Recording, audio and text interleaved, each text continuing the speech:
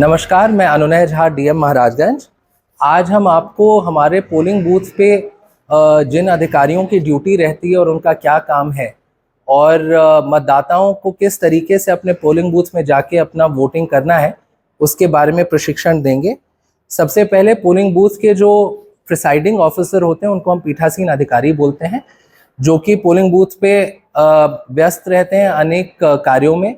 उनका जो दायित्व होता है वो सबसे इम्पोर्टेंट होता है कि किसी भी पोलिंग बूथ पे शांतिपूर्वक और निष्पक्ष तरीके से चुनाव करवाएं। इनके पास फॉर्म्स होते हैं, फॉर्मेट्स होते हैं जो इनको भरने पड़ते हैं रिगार्डिंग कि कितना पोलिंग परसेंटेज हुआ है बूथ पे, कितने महिलाओं ने वोट किया, कितने पुरुषों ने वोट किया, क्या कोई अप्रिय घटना किसी बूथ पे घटित हुई कि नहीं, and overall incharge including law and order and security पूरे बूथ का पीठासीन अधिकारी होते हैं। उसके बाद हमारे पोलिंग बूथ पे डिफरेंट पॉलिटिकल पार्टीज के पॉलिटिकल एजेंट्स होते हैं। ये एजेंट्स कैंडिडेट्स द्वारा नियुक्त किए जाते हैं। इनके पास भी वोटर लिस्ट होती है और वोटर लिस्ट के माध्यम से ये आइडेंटिफाई करते हैं कि कौन से वोटर्स आए और किन्होंने वोट दिया। उसके बाद मतदान अधिकारी प्रथम होते हैं जिनके पास वोटर लिस्ट की ट्रू कॉपी होती है।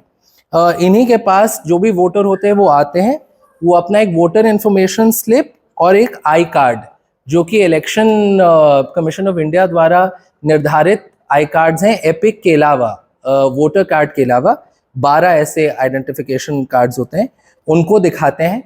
P1 जो होते हैं, जो प्रथम मतदान अधिकारी होते हैं, वो वोटर लिस्ट में उस हमारे जो वोटर हैं उनका किस क्रम संख्या पे नाम है उनको आइडेंटिफाई करते हैं, उनका नाम पुकारते हैं ताकि जो पोलिंग एजेंट्स है वो सारा आइडेंटिफाई कर पाए, और आफ्टर आइडेंटिफिकेशन वो उस वोटर लिस्ट में उस वोटर का नाम काट के उनको आगे बढ़ाते हैं। उसके बाद हमारे पास P2 आते हैं जो कि पोलिंग ऑफिसर सेकंड होते हैं, द्वितीय मतदान अधिकारी।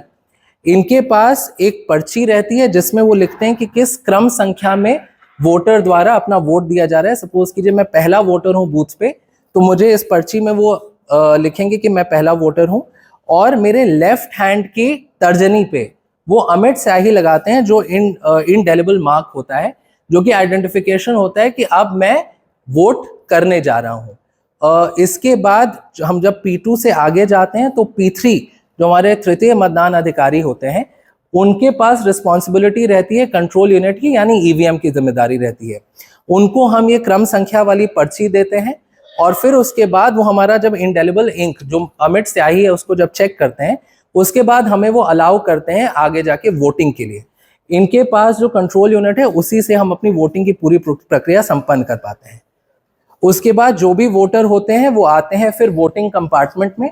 वोटिंग कंपार्टमेंट इस तरीके से बनाया रहता है कि किसी को भी ये ना पता चले कि हम किसको वोट करें, और सीक्रेसी ऑफ बैलेट जो है वो पूरी तरह मेंटेन रहती है। जब मशीन को रेडी करते हैं तो फिर हमारा बैलेट यूनिट और वीवीपैट रेडी हो जाता है। अगर जैसे सपोज कीजिए हमने कैंडिडेट नंबर 1 को वोट करना है, तो आप देखेंगे कि 1 पे मैंने क्लिक किया है तो वहां पे उसका बटन भी जल रहा है, और वीवीपैट में भी अल्फा, कैंडिडेट नंबर 1 भी अल्फा है और वीवीपैट में भी अल्फा ही आ रहा है। तो ये प्रूव करता है कि हमारा जो वोट गया है वो सही कैंडिडेट पे गया है, उसके पर्ची के द्वारा भी।